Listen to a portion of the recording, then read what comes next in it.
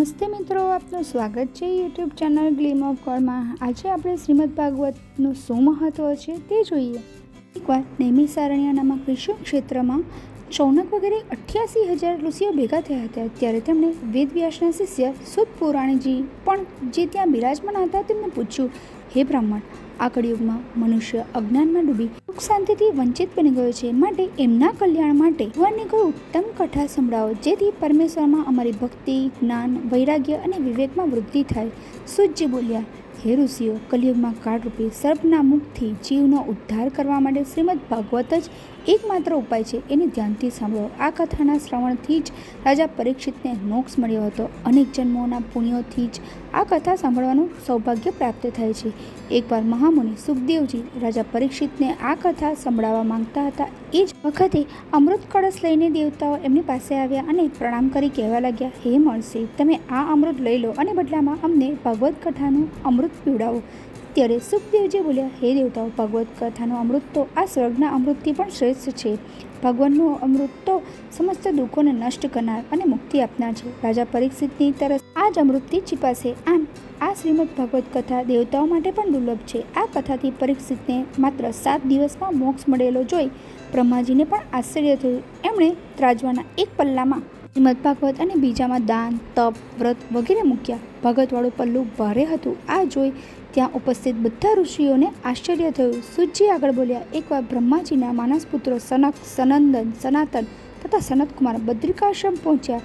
ચારેય ઋષિઓને નારદજીએ પ્રણામ કર્યા। નારદજીના દુઃખી જોઈને તેઓએ કારણ પૂછ્યું। ત્યારે નારદજી બોલ્યા, હું પૃથ્વીના બધા તીર્થોમાં ફર્યો, બધી જગ્યાએ અજ્ઞાન અને અધર્મનું ચલણ છે। માતા પિતાનો કોઈ આદર કરતું નથી। ઘરોમાં સ્ત્રીઓની જ આજ્ઞા ચાલે છે। બધા મનુષ્યો પોતપોતાના સ્વાર્થમાં અને મોહ માયાના સંસારમાં ડૂબેલા છે। લોભના કારણે લોકો પોતાની કન્યાઓને નીચ લોકોના હાથમાં વેચી દે છે। બ્રાહ્મણ, ક્ષત્રિય બધા પોતાના કર્મોથી હીન બની ગયા છે। અંતમાં હું વૃંદાવન પહોંચ્યો ત્યારે મેં એક વિચિત્ર વાત જોઈ। યમુના તટ પર યુવતી બેઠી બેઠી રડી રહી હતી। તેની પાસે 2 વૃદ્ધો અચેતન અવસ્થામાં પડ્યા હતા। ચારે બાજુથી અનેક સ્ત્રીઓ એને ઘેરી એ યુવતીને આશ્વાસન આપી રહી હતી। મને જોઈને એ યુવતી પ્રણામ કરીને બોલી, મહારાજ, તમારા દર્શન ઘણા સૌભાગ્યથી થાય છે। હું દુઃખી છું, તમે મારા સંકટનું નિવારણ કરો। મેં એ યુવતીને પૂછ્યું, તું કોણ છે? આ 2 વૃદ્ધો તથા સ્ત્રીઓ કોણ છે અને તને શું દુઃખ છે? આ બધું મને વિસ્તારથી જાણો।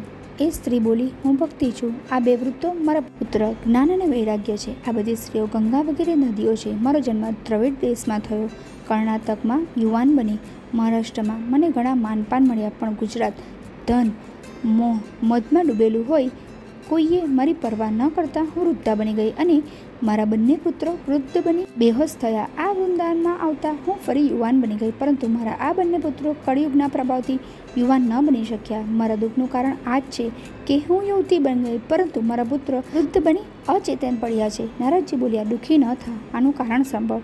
કળિયુગના પ્રભાવથી તપ, સદાચાર વગેરે સંતાઈ ગયા છે। પાપ, દુષ્કર્મો વગેરે વધી ગયા છે। મહાત્માઓ દુઃખી છે અને દુષ્ટો સુખ ભોગવી રહ્યા છે। આ જ કારણે તારા પુત્રો દુઃખી છે। આ વૃંદાવનમાં કૃષ્ણ ભક્તિ હંમેશા નૃત્ય કરે છે, માટે તું યુવાન બની ગઈ, પણ અહીં જ્ઞાન અને વૈરાગ્યને ચાહનારું કોઈ નથી, એટલા માટે તારા પુત્ર યુવાન ન બની શક્યા। આ સાંભળી ભક્તિ બોલી, મહામુનિ, રાજા પરીક્ષિત મહાસમર્થ હોવા છતાં આ દુષ્ટ કળિયુગને કેવી રીતે રહેવા દીધો ને આવતા બધા પુણ્યો ક્યાં જતા રહ્યા? આ અધર્મને ભગવાન કેમ સહન કરી રહ્યા છે? નારદજી બોલ્યા, ભગવાન શ્રી કૃષ્ણ પોતાના ધામે જતા રહેવાથી આ કળિયુગનો પ્રારંભ થઈ ગયો। રાજા પરીક્ષિત ધનુષ્ય લઈ એને મારવા દોડ્યા, પરંતુ કળિયુગની દિનની જેમ પરીક્ષિતના ચરણોમાં પડી ગયો, એટલે રાજાને એની દયા આવી। તેણે વિચાર્યું, કળિયુગના હજારો દોષ છે, પણ એનો એક ગુણ પણ છે। અન્ય યોગમાં જે કઠોર તપ, સમાધિ અને યોગ વગેરેથી પણ પ્રાપ્ત નથી થતું, એ કળિયુગમાં માત્ર ભગવાનનું કીર્તન કરવાથી જ પ્રાપ્ત થઈ જાય છે। એટલે રાજાએ કળિયુગને જીવતો રાખ્યો।